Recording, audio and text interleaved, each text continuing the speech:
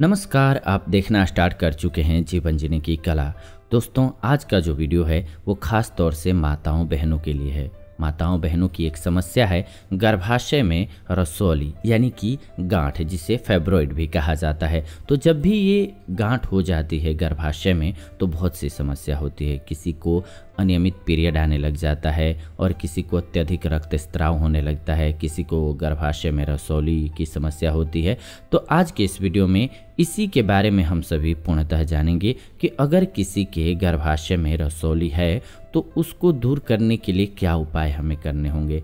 सबसे पहले जानेंगे कि उसे पहचानेंगे कैसे, फाइब्रॉइड क्या है, फिर जानेंगे कि उसे कैसे पहचानेंगे, उसके सिम्टम्स क्या हैं, फिर जानेंगे घरेलू औषधियों के द्वारा उसे कैसे दूर किया जा सकता है, और फिर कुछ बेहतरीन टिप्स आपको देंगे जिनको पालन करके आप रसौली से हमेशा के लिए छुटकारा पा सकेंगी। तो प्लीज़ वीडियो को बिना स्किप किए हुए अंत तक जरूर देखिएगा, क्योंकि वीडियो स्किप करेंगे तो समझ में नहीं आएगा। अगर पूरा वीडियो देखेंगे तो शर्त या समझ में आएगा। ऐसा क्यों कह रहे हैं हम, क्योंकि और भी वीडियोज़ में हम बताए हैं, लेकिन पहले के वीडियोज़ में भी कमेंट्स आए हैं, तो इस एक ही वीडियो में हम आपको सब कुछ बताने जा रहे हैं। सबसे पहले बताएंगे फाइब्रॉइड होता क्या है, यानी कि गर्भाशय में रसौली क्या है, फिर बताएंगे इसे कैसे पहचानेंगे, फिर इसका क्या इलाज है घर पर वो भी जानेंगे। परेशान होने की ज़रूरत नहीं है। इसका उपचार आसान है, लेकिन अनदेखी करेंगे तो बांझपन जैसे गंभीर परिणाम भी भुगतने पड़ते हैं। हैरानी की बात तो यह है कि ये अधिकतर महिलाओं को यानी कि माताओं बहनों को पता ही नहीं चल पाता है कि उनको फाइब्रॉइड की समस्या है, तो इसे जानना बहुत ज़रूरी हो जाता है। तो सबसे पहले आइए जानते हैं कि गर्भाशय में रसौली क्या होता है। यह गर्भाशय में मांसपेशियों और कोशिकाओं की एक या एक से ज़्यादा गांठों होती है। आम भाषा में अगर हम इसे डिस्क्राइब करें, बताएं, तो यह गर्भाशय की दीवारों पर पनपने वाला एक प्रकार का ट्यूमर होता है। छोटा छोटा दाना होता है। चिकित्सकीय भाषा में इसे लिम्फोमा या फिर म्योमा कहा जाता है। फाइब्रॉइड एक या एक से ज़्यादा ट्यूमर के तौर पर विकसित होता है। ये ट्यूमर आकार में सेब के बीज से लेकर के अंगूर जितने बड़े हो सकते हैं। आपने सेब और अंगूर देखा है, तो बड़ा होगा तो अंगूर जितना बड़ा हो सकता है, और छोटा भी होगा तो सेब के दाने के बराबर हो सकता है, यानी कि उसका बीज जितना होता है। असामान्य स्थिति में इसका आकार अंगूर से भी बड़ा हो सकता है। कभी कभी ये रेयर देखा जाता है। यहाँ एक बात और ध्यान में रखिएगा कि ट्यूमर कभी भी कैंसर का कारण नहीं बनता है। यह जरूरी नहीं है कि जिन महिलाओं को यह समस्या है उन सभी में इसके लक्षण नजर आएं। वहीं जिनमें यह लक्षण नजर आने लगते हैं उन्हें तेज दर्द और अधिक रक्तस्राव का सामना करना पड़ता है, यानी कि पीरियड के समय ब्लीडिंग ज़्यादा होती है और इन ट्यूमर के साथ जीना मुश्किल हो जाता है।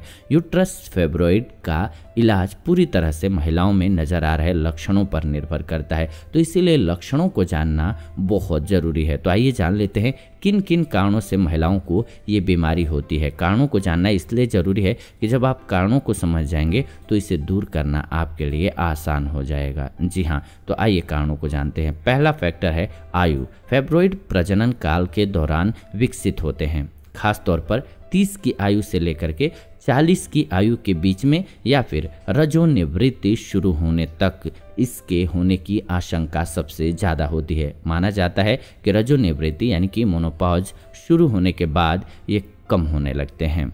इसके अलावा आनुवंशिक कारणों से भी होता है। अगर परिवार में किसी महिला को यह समस्या पहले से रही है तो आशंका है कि आगे की पीढ़ी में किसी अन्य को इसका सामना करना पड़ सकता है। अगर आपकी माँ को यह समस्या रही है तो आपको यह होने का खतरा 3 गुना ज़्यादा तक बढ़ जाता है। इसके अलावा इसके लिए एक मुख्य वजहों में से है मोटापा। अगर किसी महिला का वजन अधिक है तो उसमें फाइब्रॉइड होने की आशंका अन्य महिलाओं के मुकाबले 3 गुना तक ज़्यादा होता है, यानी कि उनके गर्भाशय में रसौली होने की संभावना 3 गुना होती है। असंतुलित भोजन भी इसका एक रीजन है। अगर आप किसी भी प्रकार के मांसाहार का सेवन करते हैं, किसी भी प्रकार के जंक फूड का ज़्यादा सेवन करते हैं और हरी पत्तेदार सब्जियों का सेवन कम करते हैं तो ये समस्या आपको हो सकती है कभी भी। इसके अलावा मुख्य वजहों में से एक है हार्मोन्स। शरीर में एस्ट्रोजन और प्रोजेस्टेरोन टेस्टोस्टेरोन हार्मोन्स की मात्रा अधिक होने पर भी गर्भाशय में फाइब्रॉइड हो सकता है। जब भी हार्मोन्स का डिसबैलेंस होगा तो आपको दिखेगा। सामान्यतः लक्षण पीसीओडी और पीसीओएस कहा जाता है, पॉलीसिस्टिक ओवेरियन सिंड्रोम। इसमें क्या होता है कि आपके फेस पर बाल वगैरह भी उगने लग जाता है। इसके अलावा विटामिन डी, जी हाँ, शरीर में विटामिन डी की कमी होने और आयरन की मात्रा बढ़ने पर भी आप यूट्रस फाइब्रॉइड की चपेट में आ सकते हैं। तो आपको इसको ध्यान में रखना है, इनमें से कौन सा वाला लक्षण आपको है, यानी कि किस वजह से आपको हुआ है। अब हम सभी जानते हैं कि इसे कैसे पहचानेंगे कि हमें हो गया है। जिनको हो गया है, जिनको डॉक्टर ने बता दिया है वो तो ठीक है, लेकिन कब हम टेस्ट कराने जाएं, क्या परेशानी आने लगे तो हमें समझना चाहिए कि हम फाइब्रॉइड की चपेट में आ गए हैं। तो अगर किसी को अत्यधिक रक्तस्राव और पीरियड के दौरान असहनीय दर्द होने लगे तो चेकअप कराना चाहिए। एनीमिया यानी कि शरीर में लाल रक्त कोशिकाओं की कमी आने लगे, पेट के निचले हिस्से यानी कि पेल्विक एरिया में भारीपन महसूस होने लगे, पेट के निचले हिस्से में फूलन होने लगे यानी कि वो फूलने लगे, बार बार पेशाब आने जैसा लगे और पेशाब हो या ना हो लगे कि बार बार पेशाब लगा हुआ है, यौन संबंध बनाते समय बहुत ज़्यादा दर्द हो, कमर के निचले हिस्से में दर्द होने लगे, प्रजनन क्षमता में कमी आ जाए यानी कि बांझपन, बार बार गर्भपात होना, गर्भावस्था के दौरान सी सेक्शन का खतरा 6 गुना तक बढ़ जाना, ये जो हैं इसके लक्षण होते हैं। अगर इनमें से कोई भी लक्षण है तो आपको समझना होगा। अब थोड़ा सा ये 2 मिनट समय आपका और लेंगे और इसमें जानेंगे हम सभी गर्भाशय में फाइब्रॉइड के यानी कि रसोली के कितने प्रकार होते हैं। पहला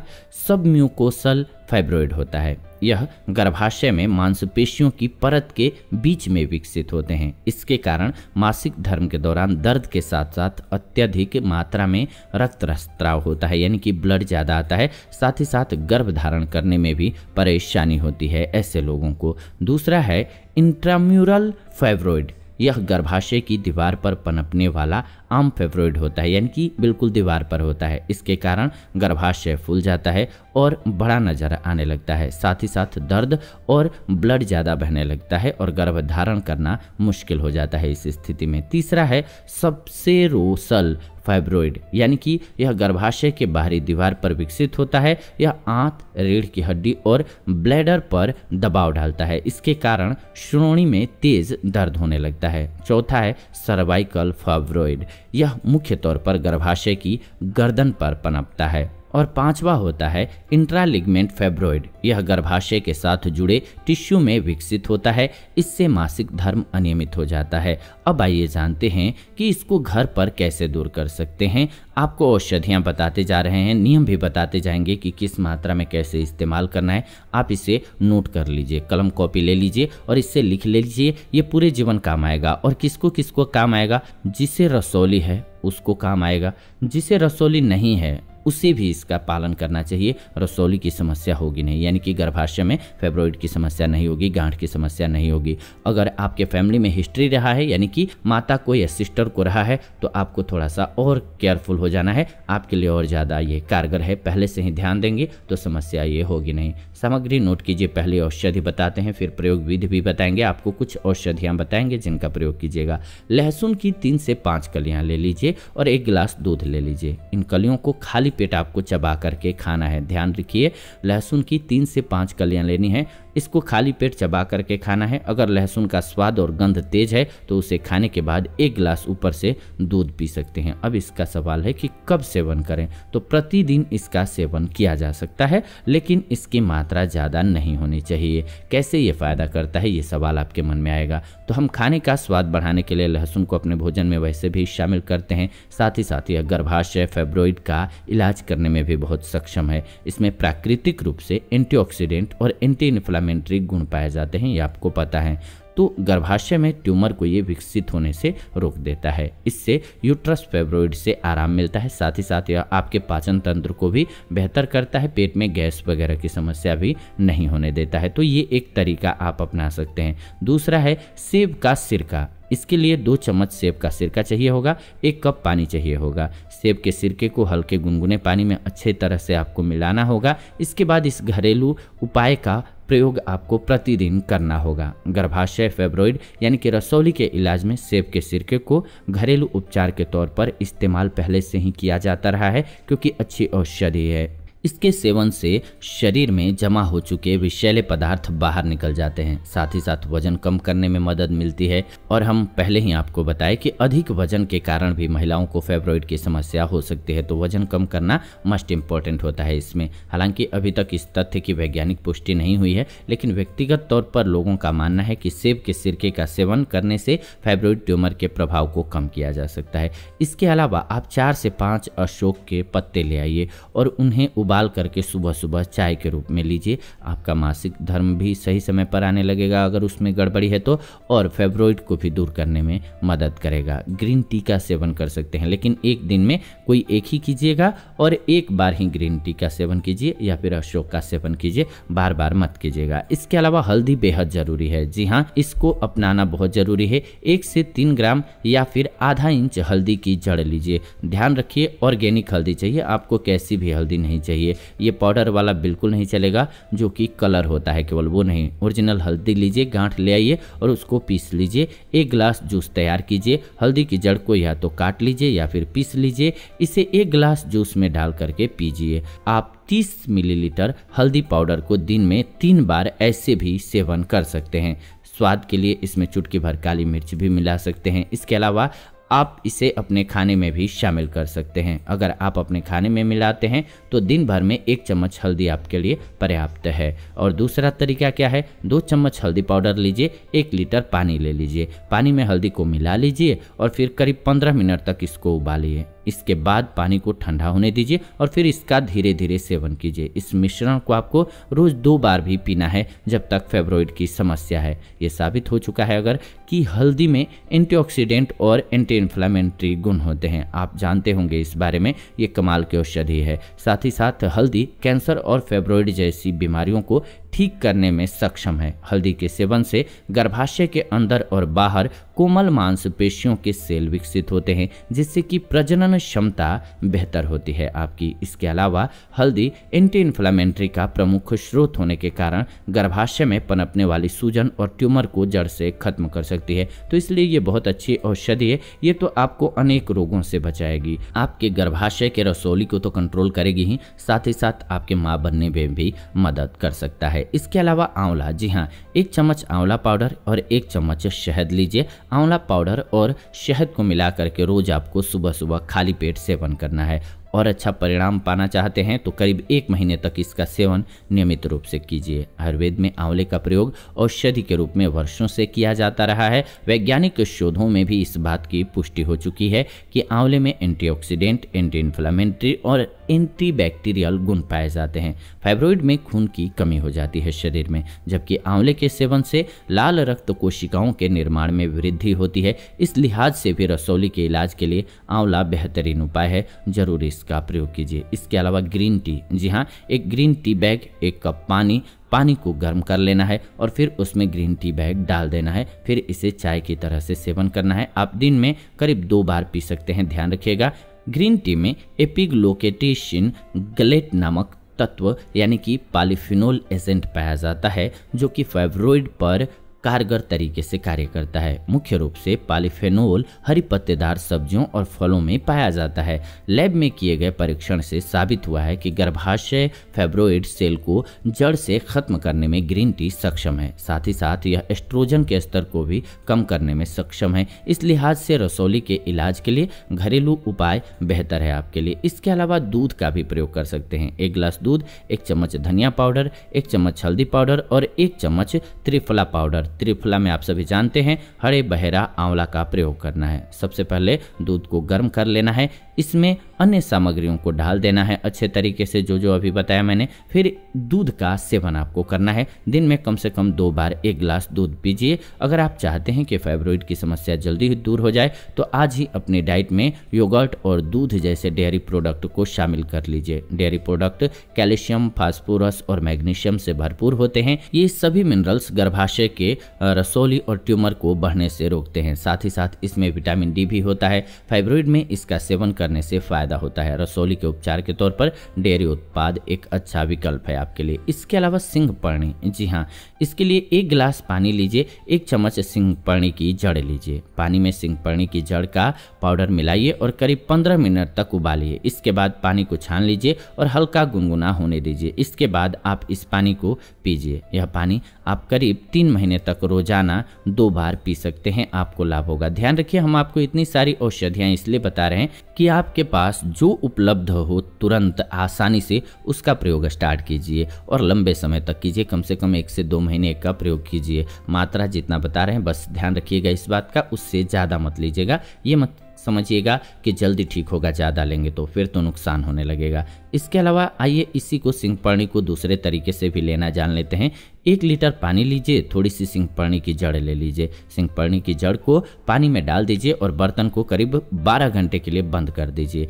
इससे जड़ में मौजूद सभी पोषक तत्व और मिनरल्स पानी के साथ मिक्स हो जाएंगे। इस पानी को छान करके एक बोतल में भर लीजिए और थोड़ा थोड़ा करके दिन भर में आपको इसको पीना है। जैसा कि आप सभी जानते हैं कि लीवर के ठीक तरह से काम न करने पर एस्ट्रोजन हार्मोन का स्तर अधिक होने पर फाइब्रॉइड की समस्या होने लगती है। तो ऐसे में सिंहपर्णी की जड़ से बने हुए पाउडर का सेवन करने से लीवर में जमा हुआ विषैला जीवाणु बाहर निकल जाता है। साथ ही साथ एस्ट्रोजन का स्तर सामान्य हो जाता है। सिंहपर्णी की जड़ में अधिक मात्रा में पोषक तत्व पाए जाते हैं जो कि यूट्रस फाइब्रॉइड से लड़ने में मदद करते हैं। तो इसका प्रयोग कीजिए, आपके लिए बेस्ट औषधि के रूप में कार्य करेगा। इसके अलावा सिट्रस फल, जी हाँ, 2 चम्मच नींबू का रस, 1 चम्मच बेकिंग सोडा और 1 गिलास पानी ले लीजिए। बेकिंग सोडा जितना कम लीजिए उतना बेहतर है। नींबू के रस और बेकिंग सोडा को पानी में मिक्स कर लेना है आपको और इसका सेवन करना है। आप रोज सुबह खाली पेट इसका सेवन कर सकते हैं। सिट्रस फलों में विटामिन सी और एंटीऑक्सीडेंट पाया जाता है। फाइब्रॉइड के इलाज के लिए विटामिन सी बहुत ज़रूरी होता है। इन फलों में विटामिन सी होने के कारण यह फाइब्रॉइड के ट्यूमर को बढ़ने से रोक देता है। साथ ही साथ ये फल रोग प्रतिरोधक क्षमता के लिए बेहतर होता है। नींबू, संतरे, मौसमी, स्ट्रॉबेरी, कीवी, अंगूर में अधिक मात्रा में विटामिन सी पाया जाता है, तो इसका सेवन कीजिए। इसके अलावा बादाम भी बहुत अच्छी औषधि है। 5 से 10 बादाम लीजिए। बादाम को रात भर पानी में भिगो करके रख दीजिए। खास करके सर्दियों के दिन में तो बिना भिगोए खा भी सकते हैं, गर्मी में कभी भी भूल से बिना भिगोए मत खाइएगा। अगली सुबह छिलके उतार दीजिए। छिलके उतार करके इसे खाना जरूरी होता है, तभी फायदा करता है। इसका प्रतिदिन सेवन कीजिए। बादाम में ओमेगा 3 फैटी एसिड पाया जाता है, मिनरल्स, मोनोसैचुरेटेड फैट और एडिपोनेक्टिन नामक तत्व पाया जाता है। इसके सेवन से इंसुलिन और एंड्रोजन हार्मोन्स के स्तर में सुधार होता है। जैसा कि आप जानते हैं कि फाइब्रॉइड की समस्या हार्मोन्स के असंतुलन की वजह से होता है, इसलिए बादाम का सेवन करना अच्छा विकल्प होता है। इसके अलावा बादाम गर्भाशय की लाइनिंग को ठीक करता है और फाइब्रॉइड के ट्यूमर को ज़्यादातर इसी जगह पर पनपते हुए पाया गया है, तो इसके लिए बेस्ट उपाय है। इसके अलावा बरडाक रूट ले सकते हैं आप। आधा चम्मच सूखी हुई बरडाक रूट लीजिए और 1 कप पानी लीजिए। पानी को अच्छी तरह से उबाल लीजिए। इसके बाद बरडाक रूट को उसमें डाल दीजिए। करीब 15 मिनट के बाद पानी को छान करके उसका सेवन कीजिए। बेहतर परिणाम के लिए करीब 1 महीने तक हर रोज 1 कप बरडाक रूट की चाय पिया कीजिए। बरडाक रूट एक प्रकार की सब्जी है जो एशिया और यूरोप में अधिक मात्रा में पाई जाती है। इसके सेवन से लीवर की कार्य क्षमता बेहतर होती है। इस वजह से एस्ट्रोजन हार्मोन के स्तर को आप बॉडी में नियंत्रित कर पाते हैं, जिससे कि आपका फाइब्रॉइड ठीक होता है। साथ ही साथ इसमें मूत्रवर्धक गुण भी होता है, जिसके कारण शरीर से विषैले जीवाणु बाहर निकल जाते हैं और सूजन से राहत मिलती है। इसके अलावा बरडाक रूट में एंटी इन्फ्लामेटरी गुण भी होते हैं जो कि फाइब्रॉइड ट्यूमर के आकार को कम करने में मदद करता है। इसके अलावा अदरक, जी हाँ, थोड़ा सा अदरक लीजिए। 1 कप पानी लीजिए। अदरक के टुकड़े करके पानी में डाल दीजिए और कुछ देर के लिए इसे उबालिए, फिर इसे छान करके सेवन कीजिए। कुछ दिन तक लगातार प्रतिदिन 1 से 2 कप आप पी सकते हैं। अदरक ऐसी गुणकारी आयुर्वेदिक औषधि है जिसका उपयोग वर्षों से किया जाता रहा है। अदरक के सेवन से शरीर में रक्त का संचार अच्छी तरह से होता है। इससे फाइब्रॉइड का प्रभाव कम होता है। अदरक में एंटीऑक्सीडेंट और एंटी इन्फ्लेमेटरी गुण भी होता है। यह फाइब्रॉइड ट्यूमर का आकार छोटा करने और सूजन से राहत दिलाने में बहुत ही बेहतर तरीके से कार्य करता है। इसके अलावा ब्रोकली को सलाद के साथ फ्राई करके, करी या फिर सूप में डाल करके सेवन करना चाहिए। प्रतिदिन की डाइट में इसे आप शामिल कर सकते हैं। यह एक प्रकार की फूल गोभी होती है जो फाइबर से भरपूर होती है, लेकिन कैलोरी नाम मात्र की इसमें होता है। इसके सेवन से पाचन तंत्र बेहतर होता है और एस्ट्रोजन हार्मोन के स्तर में सुधार आता है। साथ ही साथ इसमें कुछ खास एंजाइम्स होते हैं जो कि ट्यूमर को बढ़ने से और बढ़ाने से रोकते हैं। इसके अलावा अरंडी का तेल, औषधियाँ हम आपको कई सारी बता रहे हैं क्योंकि इनमें से कोई ना कोई एक आपको रोज लेनी है। अगर आपको फाइब्रोइड की समस्या है, नहीं है तब भी, तो आप स्वस्थ रहेंगे। अरंडी का तेल को भी आप ऐसे ही प्रयोग करें। कोई भी सूती कपड़ा ले लीजिए, थोड़ा सा अरंडी का तेल लीजिए, एक प्लास्टिक का कवर और एक हॉट बॉटल ले लीजिए। कपड़े को अरंडी के तेल में भिगो दीजिए और फिर कपड़े को पेट पर रख देना है आपको। इसके बाद प्लास्टिक का कवर उस पर रख देना है, फिर हॉट बॉटल को उस पर रख करके थोड़ी देर के लिए गर्म सेंक लेनी है। इस प्रक्रिया को करीब 1 महीने तक हफ्ते में 3-4 बार कीजिए। फाइब्रोइड के घरेलू उपचार के तौर पर अरंडी के तेल का प्रयोग किया जा सकता है। यह शरीर में रक्त संचार में वृद्धि करने के साथ साथ बीमारी से जल्द उबरने के लिए लिम्फेटिक सिस्टम को बेहतर करता है। अरंडी के तेल में रिसिनोलिक एसिड पाया जाता है जो कि फाइब्रोइड के ट्यूमर को छोटा करके सूखने में मदद करता है। इसके अलावा कच्ची सब्जियां, प्रतिदिन के खान पान में हरी और कच्ची सब्जियों को शामिल कीजिए। आप इन सब्जियों को मिला करके सलाद बना करके भी खा सकते हैं। हरी पत्तेदार सब्जियों में अत्यधिक मात्रा में फाइबर और एंटी इन्फ्लेमेटरी गुण होता है। साथ ही साथ इन सब्जियों में विटामिन ई की मात्रा भी पाई जाती है जो रक्त में घुल करके अत्यधिक रक्तस्राव को रोकता है। सब्जियों के सेवन करने से लिवर में मौजूद विषैले जीवाणु निकल जाते हैं। साथ ही साथ एस्ट्रोजन हार्मोन का स्तर संतुलित हो जाता है। शोध में इस बात की पुष्टि हुई है कि ब्रोकली, गोभी और टमाटर के सेवन से गर्भाशय फाइब्रोइड से राहत मिलती है। इसके अलावा इसका कुछ और भी इलाज हो सकता है। गर्भाशय फाइब्रोइड का इलाज इस बात पर निर्भर करता है कि आप में इस बीमारी के लक्षण किस प्रकार के नजर आ रहे हैं। अगर आपको फाइब्रोइड है लेकिन कोई लक्षण नहीं नजर आ रहे हैं तो इलाज की जरूरत नहीं पड़ती है, अपने आप ठीक हो जाता है। फिर भी डॉक्टर से नियमित रूप से जांच करवा लीजिए। वहीं पर अगर आप रजोनिवृत्ति के पास हैं तो आपके फाइब्रोइड सिकुड़ने लगते हैं। इसके अलावा अगर आप में फाइब्रोइड के लक्षण नजर आते हैं तो उनका इलाज बीमारी की स्थिति के अनुसार किया जाता है। इन इलाज के बारे में हम आपको कुछ और बता देते हैं, लेकिन आपको बहुत इंपॉर्टेंट बातें कुछ बताएंगे, उन्हें भी जरूर जानिए फाइब्रोइड के बारे में। लेकिन पहले आइए इस पर नज़र डालते हैं। आपकी उम्र, आपका स्वास्थ्य, आपके लक्षण कितने गंभीर हैं, फाइब्रोइड किस जगह पर है, उसका प्रकार और साइज क्या है आपकी बॉडी में, क्या आप गर्भवती हैं या फिर होने की योजना बना रही हैं, इन सभी बातों पर ध्यान जरूर दीजिए। फाइब्रोइड के इलाज को 3 वर्गों में बांट लीजिए, इसको जानना भी जरूरी है। सबसे पहले तो दवा आधारित लक्षणों के अनुसार डॉक्टर आपको कुछ दवाएं दे सकते हैं जो कि फाइब्रोइड के प्रभाव को कम करने का कार्य करेंगी।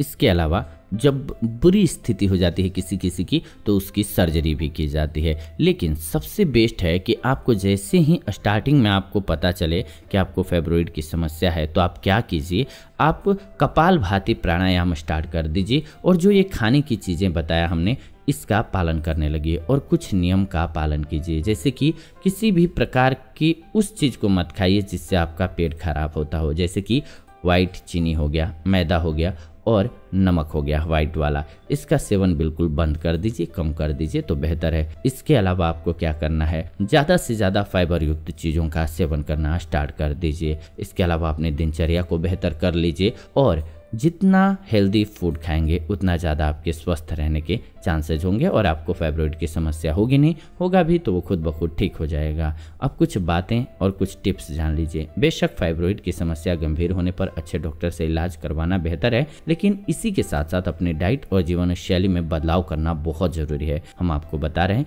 कि गर्भाशय में रसौली होने पर किन किन बातों का ध्यान रखना चाहिए।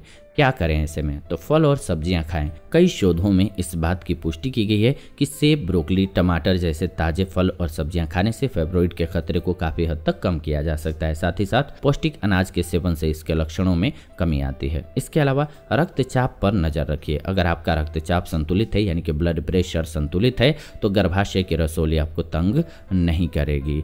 असंतुलित है तो तंग कर सकती है। इसीलिए अपने डॉक्टर से परामर्श लें कि रक्तचाप को कैसे नियंत्रित किया जा सकता है। अगर जानना चाहते हैं ये तो इस चैनल पे हमने एपिसोड बनाया हुआ है, उसको जाकर के देखिए, आपके काम आएगा। इसके अलावा तनाव से मुक्त रहें। कई समस्याओं की जड़ तनाव होता है, इसीलिए जितना हो सके इससे दूर रहिए, खुद को शांत रखिए। इसके लिए आप योगा कर सकती हैं या फिर मसाज करवा सकते हैं अपने पार्टनर से। और घर में ध्यान रखना चाहिए पार्टनर्स को भी या फैमिली मेम्बर्स को भी कि स्ट्रेस आपको ना हो, चाहे किसी भी कारण से। इसके अलावा एक्यूपंक्चर, अगर आपको अधिक दर्द हो रहा है तो आप एक्यूपंक्चर थेरेपी का मदद ले सकते हैं। इसके अलावा डॉक्टर की सलाह भी इसमें बहुत मायने रखती है। इस बीमारी में कोई भी दवा लेने से पहले डॉक्टर से जरूर मिल लीजिए। नियमित रूप से एक्सरसाइज कीजिए। प्रतिदिन एक्सरसाइज करना बहुत जरूरी है प्राकृतिक रूप से आपके शरीर को स्वस्थ रखने के लिए। और पानी की पर्याप्त मात्रा बहुत जरूरी है। फाइब्रॉइड के मरीज को अत्यधिक तरल पदार्थ लेना चाहिए। पानी के साथ साथ आप दिन भर में जूस, सूप या फिर अन्य तरल पदार्थ ले सकते हैं। इससे शरीर में जमा हुआ विषैला पदार्थ जो होता है वो मूत्र के मार्ग से बाहर निकल जाता है। तो सवाल ये हुआ कि हम लोग क्या करें, क्या न करें। तो धूम्रपान और शराब के सेवन से दूरी बना लें। धूम्रपान और शराब के सेवन से लीवर पर असर पड़ता है, जिसके कारण शरीर में एस्ट्रोजन का स्तर बढ़ने लगता है। यह स्थिति फाइब्रॉइड के लिए ठीक नहीं होती है। इसके अलावा कैफीन की मात्रा कम कर दीजिए। चाय और कॉफी के सेवन से शरीर में हार्मोन्स का स्तर असंतुलित हो जाता है। साथ ही साथ शरीर जरूरी पोषक तत्वों को ग्रहण करने में सक्षम नहीं हो पाता है। परिणाम क्या होता है, आपको फाइब्रॉइड की समस्या होती है या फिर पहले से है तो बढ़ जाती है। इसके अलावा कैफीन की मात्रा कम करना बहुत जरूरी है। अगर आप नियमित रूप से एक्सरसाइज नहीं करेंगे तो रसौली के ठीक होने की संभावना कम हो जाएगी। स्वस्थ रहने के लिए नियमित रूप से एक्सरसाइज जरूर कीजिए और कैफीन की मात्रा कम लीजिए, ध्यान रखिए। इसके अलावा प्रोसेस्ड फूड मत खाइए, यानी कि डिब्बा बंद जो कोई भी खाद्य पदार्थ हो